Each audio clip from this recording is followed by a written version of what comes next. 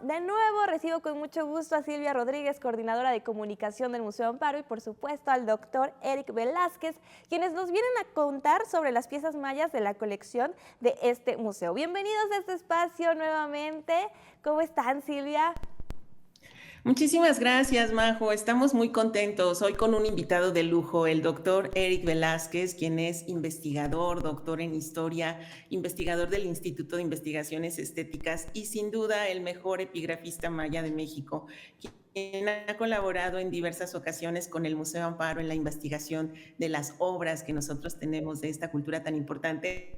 Y hoy lo invitamos para que nos platique un poco de las obras maestras que tenemos del periodo maya y justamente invitarlos a que aprovechen este fin de semana en venir al Museo Amparo y disfrutar de la colección de arte prehispánico y en particular de estas obras que ahora vamos a recorrer de la mano del doctor Eric Velázquez. Claro que sí, Silvia. Hace un ratito estábamos platicando fuera de la transmisión y me estaba contando un poquito de su trayectoria y la verdad es que yo dije, no, bueno, ya con todo esto me muero de ganas por escuchar toda su explicación sobre esta colección que tiene en el museo. Entonces, doctor, bienvenido a este espacio, un gusto tenerlo con nosotros y cuéntele al público qué es lo que podemos encontrar en esta colección del Museo Amparo.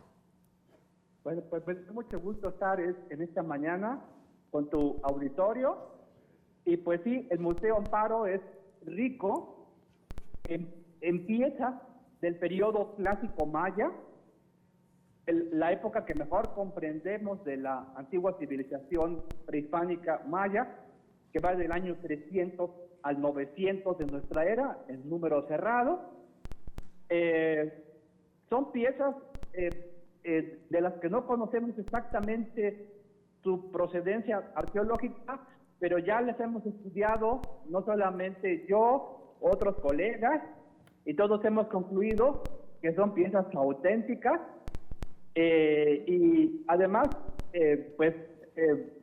incluye tanto obras en piedra, como en cerámica polícroma, en estuco, en diferentes materiales. Y bueno, creo que ahora estamos viendo en la pantalla una de las piezas más emblemáticas. Es un fragmento de un respaldo de un antiguo trono maya. No está completo. La gente que lo sacó de la selva, probablemente en los años 60, no lo sabemos, lo mutiló.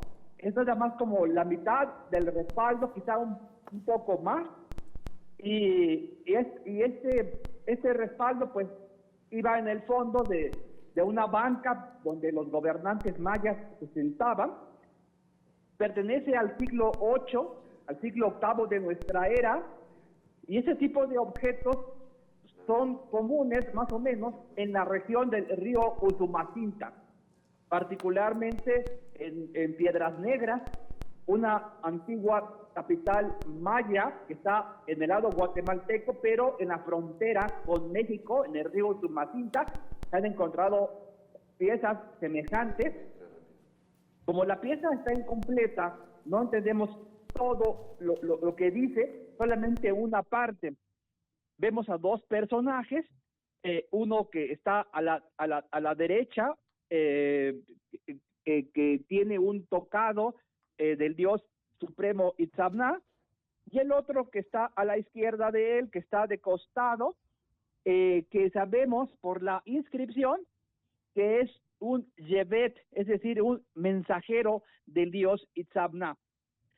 Según la inscripción, este mensajero es un ser sobrenatural que descendió del cielo y después de eso ascendió o subió a una ciudad. El nombre de la ciudad no está completo, allí se parte la inscripción, pero la escena tiene lugar dentro de un espacio sobrenatural, dentro de una cueva. Todo el marco que la rodea, son cabezas que son la personificación de una piedra. En sí mismo, el mensajero de Itzamna es el personaje pequeñito que está entre los dos y que debajo de los brazos tiene unas alas. Descendió del cielo, según la descripción, y luego llegó a una ciudad, no sabemos si es la ciudad del gobernante. Y entonces, en realidad son tres personajes. El pequeñito es el mensajero sobrenatural, que tiene alas debajo del brazo, y la otra, el otro personaje de tamaño grande, que está de perfil, pues no está nombrado en el texto, no sabemos de quién se trata exactamente, pero está interactuando con el gobernante que está del lado derecho. Si observan, el gobernante tiene el torso de frente hacia nosotros, que es una estrategia de los antiguos artistas mayas para enfatizar que tiene mayor jerarquía. Y en cambio los otros personajes, el mensajero sobrenatural pequeñito y el otro que está de costado, tienen una menor jerarquía porque están representados justamente de perfil. También observamos ahora la típica modificación cefálica de los mayas en forma tabular o oblicua, que es una práctica común en la civilización maya antigua y que tenía muchas funciones más allá, mucho más allá de lo estético. También tiene que ver con funciones de tipo religioso para modificar el cuerpo humano y hacerlo un receptáculo viviente, un receptáculo orgánico de los dioses que vivían en el interior del cuerpo humano, según las antiguas creencias de los mayas. Y obviamente, como la carne del ser humano está hecha de maíz y el alma principal del ser humano es el dios del maíz, también la cabeza está modificada para que simule o semeje una mazorca de maíz. Muy interesante esta explicación, doctor. Ahí podemos ver la pieza y nos estaba diciendo cómo, de acuerdo a su jerarquía, están posicionados, ¿no? Cómo los antiguos artistas mayas, pues hasta en esto se fijaban, y que nos estaba contando que es el respaldo de un antiguo trono. O sea, la verdad, una pieza bastante significativa y muy importante que tenemos en el Museo Amparo. ¿Qué otro tipo de piezas podemos encontrar en esta colección? Bueno, pues una buena parte de las piezas mayas están en la sala dedicada a los sistemas de escritura. Los mayas, como otras sociedades de Mesoamérica, tenían sistemas de escritura jeroglíficos o logosilábicos. Podían escribir palabras y frases en sus propias lenguas a través de estos jeroglíficos, pero en el caso de los mayas tenemos una mejor comprensión, un mejor avance en el desciframiento. Estamos viendo ahora una jamba que viene del norte de Yucatán, de un lugar posiblemente de la región Puc, más o menos en el límite entre Campeche y Yucatán. Una jamba pues es el elemento vertical, o son los elementos verticales que están a cada lado del vano de una puerta y que sostienen arriba el dintel, que es la parte superior de la puerta o de la entrada. Y en este texto jeroglífico se menciona la consagración de la jamba, quién era el propietario de la misma, el habitante de la casa, la fecha también en la que se consagró esta jamba, y también hay recursos literarios, porque cuando analizamos esta pieza, resulta que contiene una figura retórica que se llama hiperbatón, es decir, que los antiguos escribas modificaban el orden sintáctico de las palabras con fines literarios. Pero esto simplemente para decir que la jamba le pertenecía a tal edificio y que el tal edificio era de un señor que llevaba los títulos de sajal o gobernante, y también era un akujul, tenía esta persona un cargo sacerdotal, y se menciona también la fecha de consagración de la misma. Y bueno, pues como estamos en la sala de escritura, cada uno de los objetos que observamos aquí algunos tienen texto jeroglífico solo, otros tienen texto jeroglífico acompañando a las imágenes. En este caso vemos una pieza donde tenemos aquí a un guerrero, en la imagen se ve que sostiene una lanza. El guerrero es un poquito obeso, como ustedes pueden observar, y arriba tenemos una fecha, en el sistema de la rueda de calendario. La parte superior es la fecha del calendario adivinatorio de 260 días. Abajo tenemos la fecha en el calendario de 365 días. Y luego sigue abajo del brazo, y de la mano también del guerrero, tenemos el resto de la inscripción, que se dice que la ciudad fue incendiada. Dice Pului Kapchen, es decir, una ciudad fue incendiada.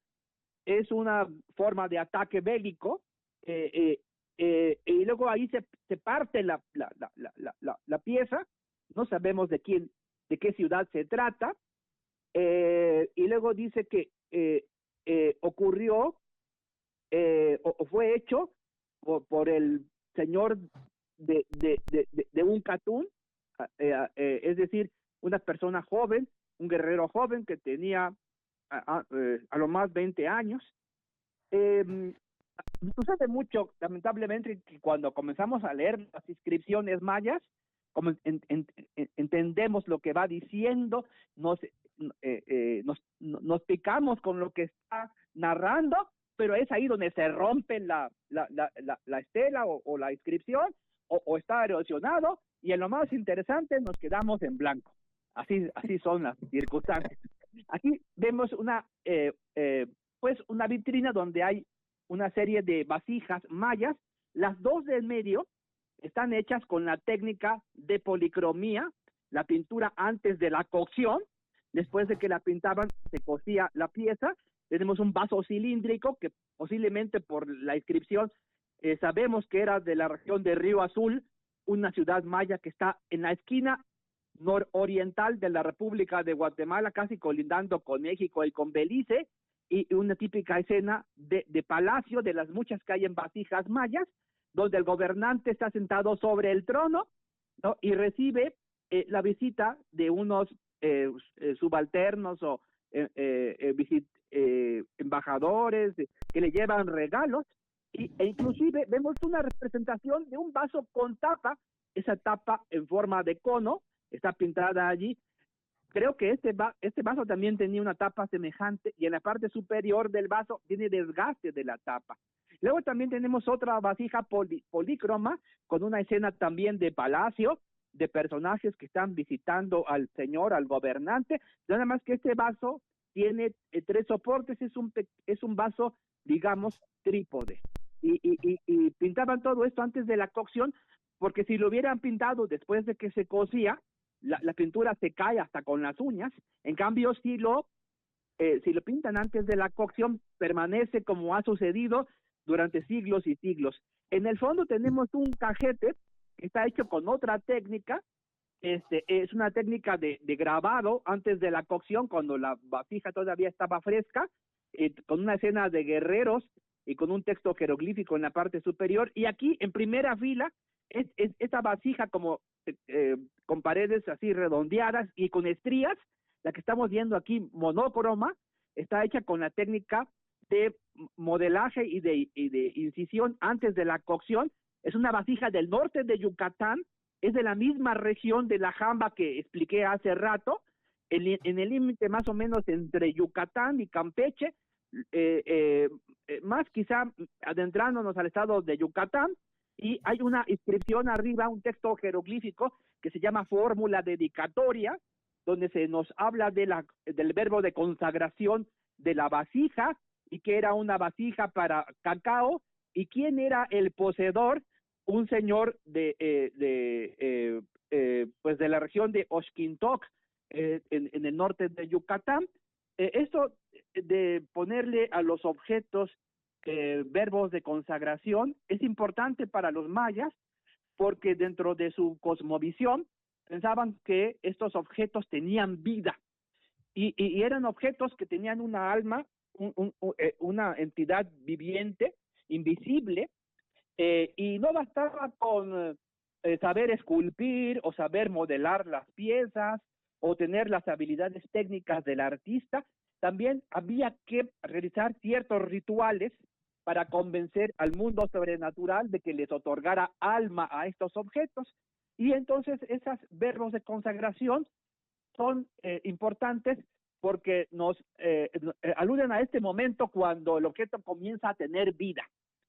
Y en ocasiones también tenemos la suerte, tanto en objetos de vasijas, de cerámica, como en esculturas, e incluso en edificios, que tenemos el testimonio del fin de la vida de estos objetos, cuando eran desmantelados parcialmente y eran enterrados como una gente que se muere, porque acababa su vida, y les hacían un funeral con honores, y en ocasiones hasta se ha llegado a documentar la presencia de ofrendas sangrientas, tanto cuando se activa el objeto, como cuando se le rinde este culto, digamos, culto funerario al objeto y acaba su vida útil.